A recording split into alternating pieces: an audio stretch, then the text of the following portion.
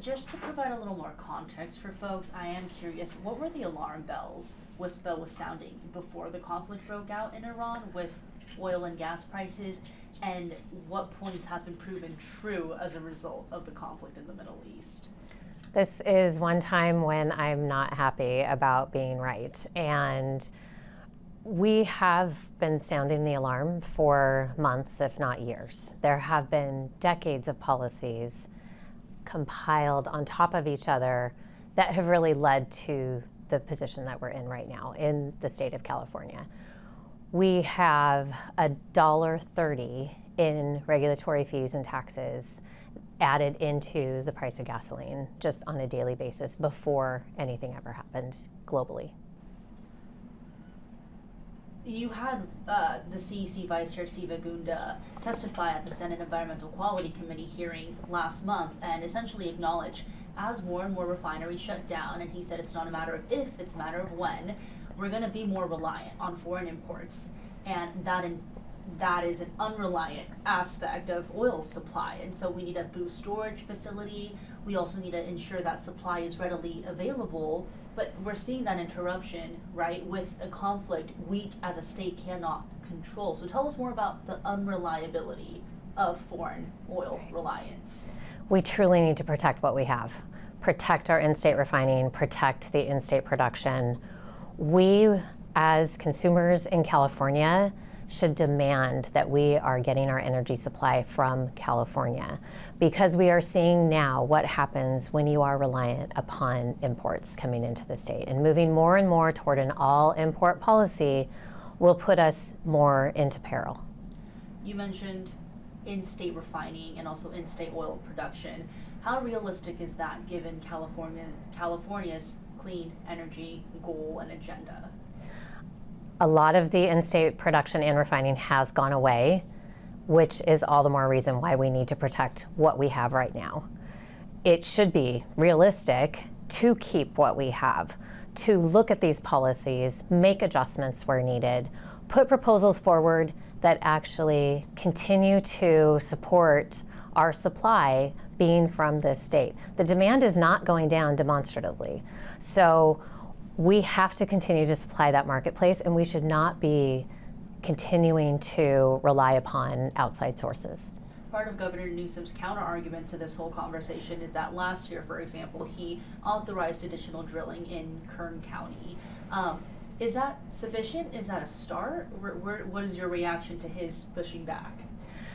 The permits in Kern County last fall, that was a small step forward, but there is so much to do. And again, layers upon layers and decades of policies that have led us to where we are today. The Cap and Invest program that is before the Air Resources Board right now is just another example of a policy that doesn't work. What do you make of the proposals? Because obviously we have Marathon, we have PBF, we have Chevron, we have the governor of Nevada saying, hey, you got to reconsider this. This has very, very real implications. Right. Nevada should be concerned. I was pleased to see that the governor weighed in. That tells you how important this issue is, not only for California, but for Nevada and Arizona too. Nevada receives almost 90% of their fuel from California. They should be very concerned about the policies that are passed here that could impact that, not only from a supply perspective, but a price perspective. I think you and I tracking this story also understand the implications kind of range beyond California to, like you said, Nevada and Arizona. But I'm not sure if the average viewer may understand that California also provides oil and gasoline to other states. What do you make of that fact? I mean, the fact that we're so focused on clean energy and our own emissions and again, clean energy agenda, that we're not maybe including Nevada and Arizona into that conversation. We should be having these conversations with the states that depend upon California. It's vitally important that they have a role and that they are able to really have the constructive dialogue with the legislators, with the governor, with the regulators about these policies that directly impact them. In addition to Nevada and Arizona, any other kind of influence California has on Western states? No. Okay. No. So those two are the main states we Yes. should be keeping an eye on. Okay. Yes. And with these CARB proposals, I'm curious, have you had any conversations with CEC or CARB or even the governor's office related to what these amendments, would end up doing to the industry? We have been having conversations almost daily about this, not only with the regulatory agencies, the governor's office, legislators, letting them know what the impact will be. There was a recent capital matrix analysis that put a price tag of $5 to $9 billion over the next 10 years if this proposal moves forward as written. What are those conversations with the governor specifically? Because I think at least publicly, the only response we're getting is him blaming the federal administration for gas prices. I think everyone in the state of California is concerned. It's especially when you have a global disruption like we're seeing right now. Everyone wants to know what they can do to protect consumers. And those are the right questions, and we need to encourage more of those questions. What can we do to protect consumers?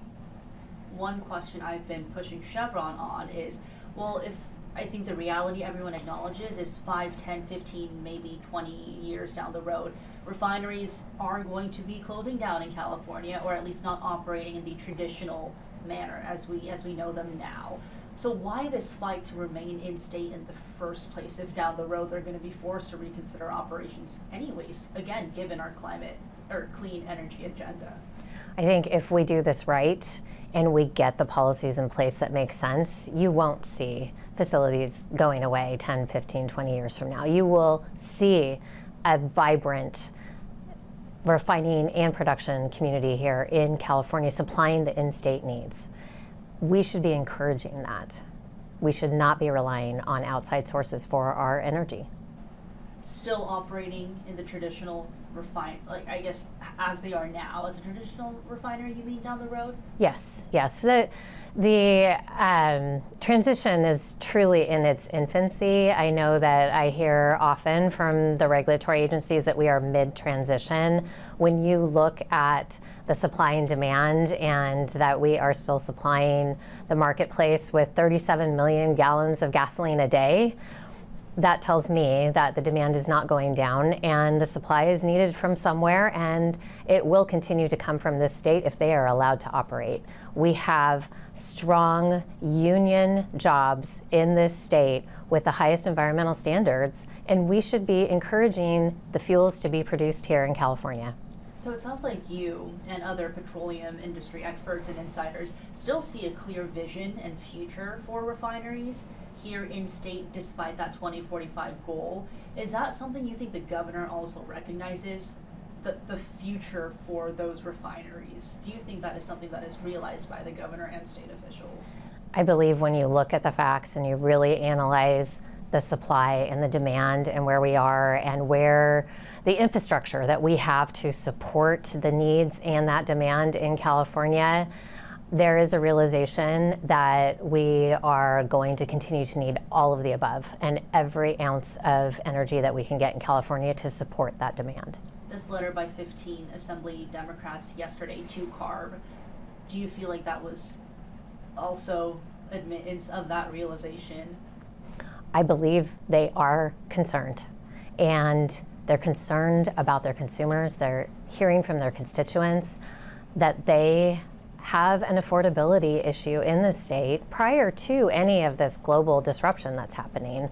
This is just compounding the affordability crisis we already have. Because some people have been noting the irony that many or if not all of those 15 assembly members voted to renew the Cap and Invest program. So what do you make of that? The fact that in a way they almost authorized CARB to act in the manner they are now, and all of a sudden they're saying, whoa, CARB, you might be doing a little too much here. Yeah. Well, legislators passed the bill, but the devil is in the details, and that comes from the regulatory agency. So I believe that those who voted for it passed it with the best of intent to make it a viable system that really supported the marketplace in California. And now that we actually have a regulation in front of us, they're concerned. They're seeing that that is not necessarily what is going to support consumers and their constituents, so they're vocalizing that concern. To the average viewer, even WISPA and CARB, that might all be jargon, right? Because at the end of the day, they just care about what they pay at the pumps. There are a lot of agencies at play here, the governor's office, the legislature, WISPA, and other advocates. refineries, and you also have CARB, CEC. What is the best way for all of you guys to somehow kind of join hands and work together? Because like you said, when it comes to setting the agenda and how to meet that agenda, CARB is really that key player there. So what more do you need from CARB to be able to collaborate with them moving forward? We've had an open line of communication, and I appreciate that. We all need to sit down and really figure this out and not make it a political issue and not be looking for headlines. Let's sit down and roll up our sleeves and get it right. And I know for you too, you just stepped into this leadership role.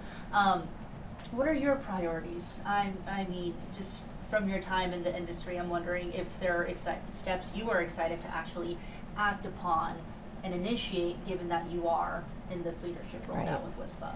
First and foremost, we have to protect what we have.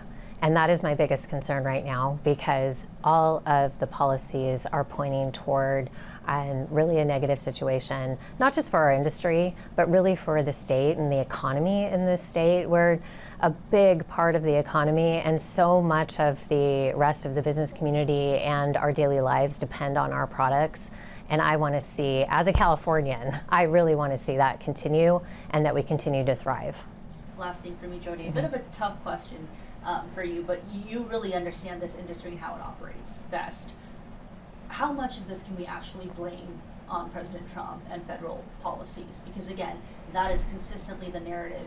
It's a partisan narrative, quite frankly. Who did what, right? Is it the clean energy policies? Is it the Trump administration? So how much of this, and by this I mean surge in oil prices in California, can we actually blame on President Trump?